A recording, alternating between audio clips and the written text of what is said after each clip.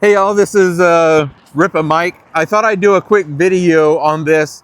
I just did another video right before this talking about how to relax the quick face couplers. You know, if I can't get this on, I can't get it on, how do I deal with it? So I did a video on how to do that. So let me put the right fitting or right dust cap back on there. So check that video out. So this is something that, might be of use to some people. Let me turn this around. So probably about 40% of my customers have never ever bought one of these, or a skid steer or forklift or telehandler or any of the other myriad of products that Rippa makes. So what I thought I'd do is just real quick talking about, well, how does all this kind of work? So right off the bat, you've got a holding tank that has hydraulic oil, okay? And then depending upon the machine, you know, at least with Rippa, quality in my opinion, you've got your hydraulic oil cooler.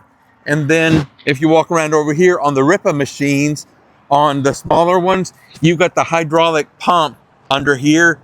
And I don't know if I'll be able to get to it one-handed.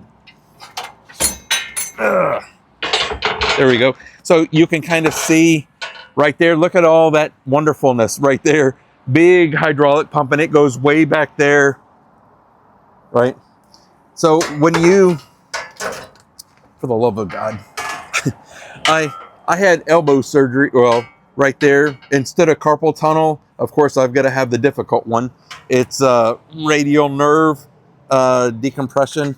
So I'm only about half my strength in this arm. So that's why it looked like I was being a wuss there. But anyway, so when you go to move the sticks and travel this, or use one of the joysticks to, you know, cause the hydraulic system to do something, what you're doing is you're communicating your intent to this pump, and then based upon what you're doing here, it then sends and pulls hydraulic oil through here, you know, then to the corresponding place. So for example, okay, so this is, you know, most people would call this a boom.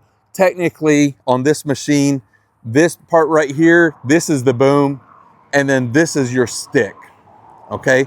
So you've got cylinders, which is what this thing is. You've got another one here. You've got another one here. This is for the thumb. You've got one here. And then you've got even a little baby one right here, you know, for the quick connect. And then, you know, you've got one here for the dozer blade. Then on all the machines you get from me, you've got a cylinder right there for swing boom, you know, on and on and on. So you've got cylinders all over this place. And so what you're doing basically, when you extend the boom out, like right now, the boom is out this way, you're squirting oil from the pump and you're filling this up, which is causing this thing to go out this way. Then when you go to, hey, I want to pick the boom up, right? So it's going to come back this way. You're telling the pump, suck the oil out of it, and it's going to flow back into that tank. So it's then going to do this. So that's why it's important when you're going to check the fluid that you retract, at least with Rippa, and probably a lot of other machines, but I'm not going to talk about theirs. At least with Rippa, when you check the hydraulic oil, right there, right? See, like right now, if you see that, oh my goodness, it's really low. However, several of the cylinders are retracted or extended. So look, think of, you know, this is my arm right here, right? So you can see, you know, I'm a pretty good sized guy, 6'1", 250. So there's a lot of oil in there. So right now, oh my goodness, it's really low. However, if I retract this, you've got a cylinder up here that's extended. If I retract all this, all that oil is going to come back through here to the pump. And then the pump, I don't need it. It's going to send it right there, you know, to the holding tank. Okay. So right now with this extended, what could happen, and that's why you typically go to that red dot right there. about, you know, right there where the red dot is, you bring the oil up to that. If you fill this thing all the way up and now you retract this, it's going to take that oil and it's going to send it there. That tank's already full. And so that oil has nowhere to go, and it's just going to come exploding out of this. You can actually rupture the case. You know, you've got a pressure valve. You know, it's going to go somewhere, right? It's going to cause problems maybe with the seals on the cylinders.